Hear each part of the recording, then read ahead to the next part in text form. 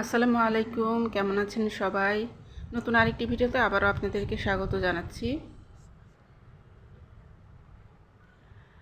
আজকে রাতের বেলা ডিনারে যা যা আয়োজন করেছিলাম সেটাই আপনাদের সাথে শেয়ার করব। ডিনারের জন্য আজকে সন্ধ্যার পরে আমি রান্না শুরু করছি, কারণ হলো যে আমাদের এখানে যেহেতু গ্যাসের অনেক সমস্যা, তো এই কারণে দিনের বেলা গ্যাস থাকে না, এই কারণে রাতের বেলা রান্নাবান্না করছি। তো আজকে আমি রাতে ডিনারের জন্য গরুর মাংস রান্না করব। তো এখানে আমি গরুর মাংস ছোট ছোট করে টুকরো করে কেটে ধুয়ে নিয়ে তারপরে এখন আমি প্রেসার কুকারের মধ্যে মাংসগুলো দিয়ে দিচ্ছি। ঝটপট কিভাবে গরুর মাংস রান্না করা যায় সেই রেসিপিটা আপনাদেরকে দেখাবো। তো খুবই সহজভাবে রান্না করব। ফার্স্টে আমি হালকা মশলা দিয়ে গরুর মাংসটা প্রেসার কুকারে সিদ্ধ করে নেব।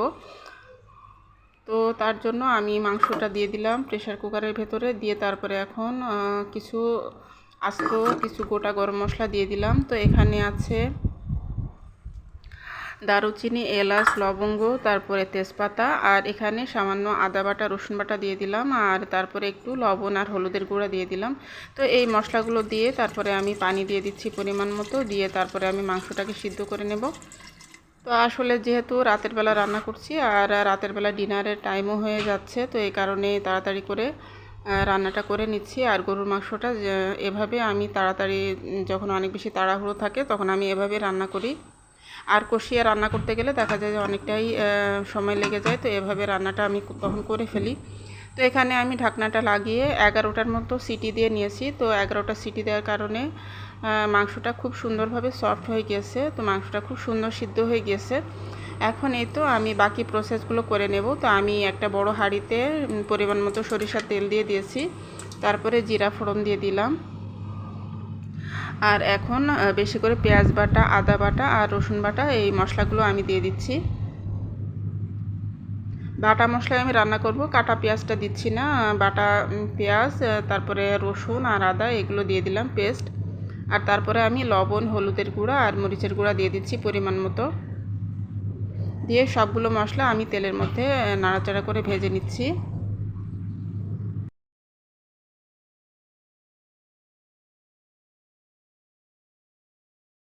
কিছুক্ষণ নাড়াচাড়া করে আমি মশলাগুলো ভেজে নিলাম। আর এখন এই পর্যায়ে আমি জিরার গুঁড়া, ধনিয়ার গুঁড়া আর গরম মশলার গুঁড়া দিয়ে দিচ্ছি পরিমাণ মতো। 3টা মশলার গুঁড়া আমি এখন এখানে ব্যবহার করছি। তো সবগুলো মশলা দিয়ে খুব ভালোভাবে আমি এখন নাড়াচাড়া করে মশলাটাকে কষিয়ে নেব। আর এ পর্যায়ে আমি সামান্য পরিমাণে পানি দিয়ে দিচ্ছি। তো সামান্য পানি দিয়ে আমি মশলাটাকে অনেকক্ষণ ধরে কষিয়ে নেব। আর এই বাটা মশলাগুলো একটু বেশি সময় ধরে কষাতে হয়, না হলে কাঁচা একটা গন্ধ থাকে। তো সেজন্যই মশলাগুলো আমি অনেকক্ষণ ধরে কষাবো, বেশ কয়েকবার করে পানি দিয়ে মশলাটা আমি কষিয়ে নেব। এখানে মশলাটা আমার মোটামুটি কষানো হয়ে গেছে। তো আমি এখন নাড়াচাড়া করে নিচ্ছি।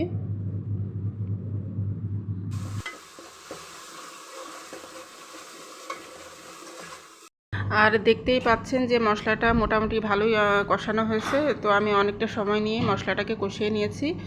আর এরপরে আমি গরুর মাংসটা দিয়ে দেব। এ পর্যায়ে আমি সিদ্ধ করে রাখা গরুর মাংসটা দিয়ে দিয়েছি মশলার ভেতরে, দিয়ে তারপরে নাড়াচাড়া করে তারপরে আমি মিডিয়াম আঁচে রান্না করে নেব।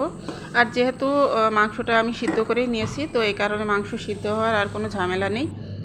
এ পর্যায়ে আমি মাংসটাকে জাস্ট খালি নাড়াচাড়া করে ঝোলটা একদম শুকিয়ে ফেলবো আর মাখা মাখা করে নামিয়ে ফেলবো, তাহলেই হয়ে যাবে। আর এ পর্যায়ে আমি কয়েকটা আস্ত কাঁচামরিচ দিয়ে দিচ্ছি ফ্লেভারের জন্য। আর কয়েকটা আস্ত রসুনের কোয়া দিয়ে দিলাম, আমাদের দেশীয় রসুন এগুলো, ছোট ছোট সাইজের হয় কিন্তু খেতে খুবই মজার। তো রসুন আর আস্ত কাঁচামরিচ দিয়ে দিলাম, দিয়ে তারপরে এখন এই তো নাড়াচাড়া করে আমি ঢাকনা দিয়ে ঢেকে মাংসটা রান্না করে নেব। আর মাংসটা এভাবে কিছুক্ষণ নাড়াচাড়া করে তারপরে আমি ঝোলটা অনেকটাই কমিয়ে ফেলবো, যেহেতু মাখা মাখা ঝোল রাখবো, খুব বেশি ঝোল রাখবো না। তো এই তো ঝটপট করে গরু মাংস রান্নার এই টেকনিকটা আপনাদেরকে দেখিয়ে দিলাম। আপনাদের কাছে কেমন লাগলো এই টেকনিকটা যে চাইলে কমেন্টের মাধ্যমে জানাতে পারেন। আর আসলে অনেক বেশি তাড়াহুড়ো যখন থাকে তখন কিন্তু মাংস কষানোর টাইম থাকে না। আর মাংস কষাতে গেলে দেখা যায় যে রান্নাটা অনেকটাই সময় লেগে যায়। আর এভাবে রান্না করলেও কিন্তু খেতে দুর্দান্ত লাগে। আর আপনারা মাংসের কালারটা দেখে বুঝতে পারছেন যে কতটা লোভনীয় হয়েছে মাংসের কালারটা। আর এখানে তো আস্ত রসুন দিয়ে রান্না করেছি, তো রসুন দেওয়ার কারণে আরও খেতে বেশি ভালো লাগবে। তো আমি একটা সার্ভিং ডিশে সার্ভ করে নিয়েছি গরুর মাংসটা। আর আপনারা কালারটা দেখে বুঝতে পারছেন যে মাংসের কালারটাও যেমন সুন্দর হয়েছে, খেতেও সেরকম দারুণ লোভনীয় হয়েছিল।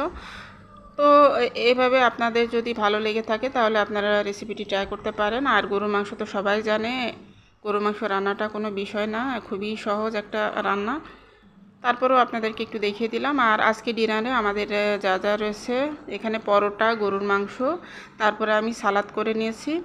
আর গত ভিডিওতে যে শুটকি ভুনা করেছিলাম সেই শুটকি ভুনাটাও আছে। তো শুটকি ভুনাটা আমি এই একই দিনে করেছিলাম, তো একই দিনে আমি দুইটা রেসিপি করেছিলাম। তো এই হচ্ছে আজকে আমাদের ডিনার। তো আজকের মতো এখান থেকেই বিদায় নিচ্ছি। আল্লাহ হাফেজ।